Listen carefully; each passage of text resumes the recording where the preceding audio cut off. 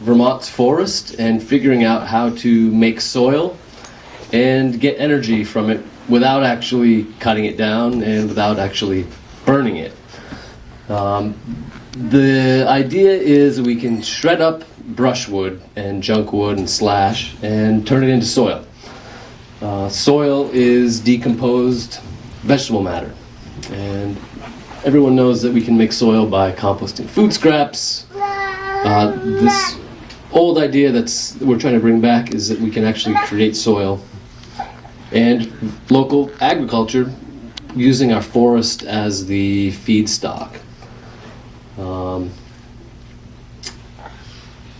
I think it's a little bit of a weird idea, so I'm trying to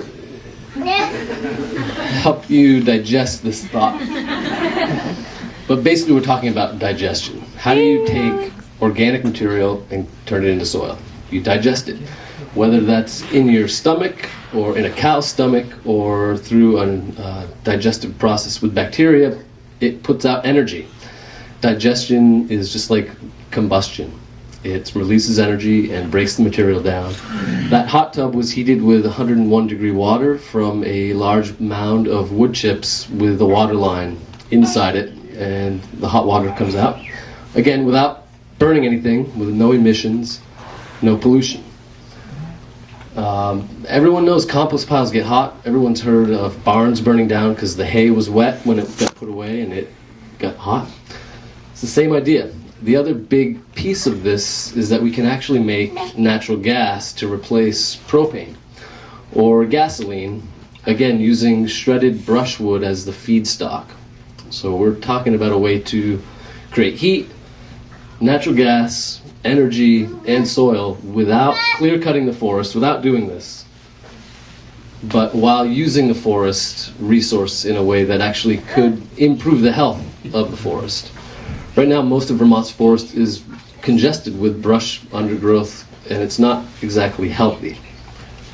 Compost can be made out of this material and then put back around the trees we want to encourage.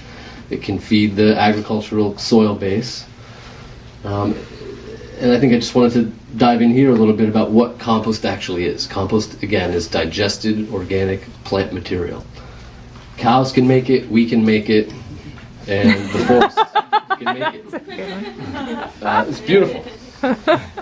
But I think, to me, the concept here of looking at digestion and combustion as two different ways to kind of get at the same end result. One has waste, one doesn't. With digestion, there's no waste. With combustion, there can be a lot of waste. The digestive process for woody biomass really starts by chipping and shredding the material down into smaller bits.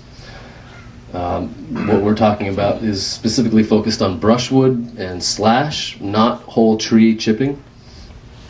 And if you do this in a special way, you can pile this material up, and you can actually see the steam coming off the top of this mound. That's not Photoshop. To again get tons of BTU value while you're making soil out of this shredded brushwood. The guy who came up with this was a very interesting French farmer inventor who figured this out in the 70s and powered his whole farm and his house on the energy he got out of his gigantic mounds of shredded brushwood. This is an example of one he made that was, I believe, 100 tons of material. So he went large with it.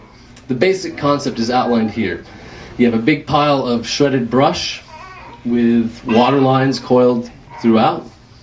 Within a couple weeks of building it, you'll get that mound up to anywhere from 110 to 140 degrees, and you can pump water through and get a continuous stream of hot water.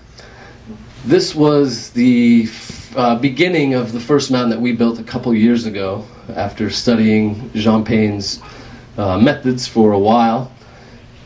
Basically just black high-pressure poly hose that we wrapped around in layers with about 8 inches of soaked brush chip on top of each layer, over and over until we get it to be about 6 feet tall. And again, you can see the steam pumping off of the material. We got temperatures of 135 degrees from the piles of wood chips before we built it.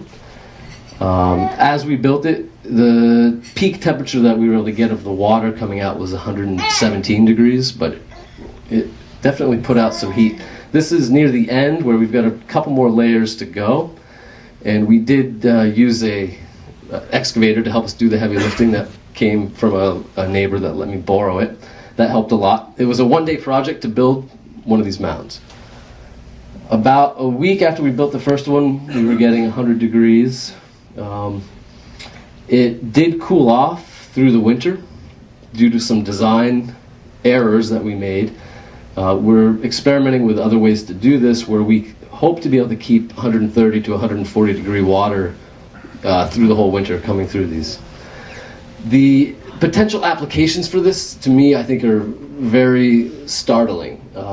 In reality, we could figure out how to heat greenhouses through the winter with radiant floor loops in the greenhouse, powered by a big mound of composted wood chips next to the greenhouse. And then 2 years later, when the thing cools off, you've got a huge pile of soil to put into the greenhouse. So there's no waste. You're basically making soil, and by the way, you get a ton of energy through that process. The natural gas with small-scale anaerobic digesters is also something that's never been done in a northern climate. Digesters need steady heat environments. The mound around an internal tank that does the digestion provides that environment. So we see lots of potential for natural gas production at the small scale. Compostpower.org is an organization we're starting to try to take this concept to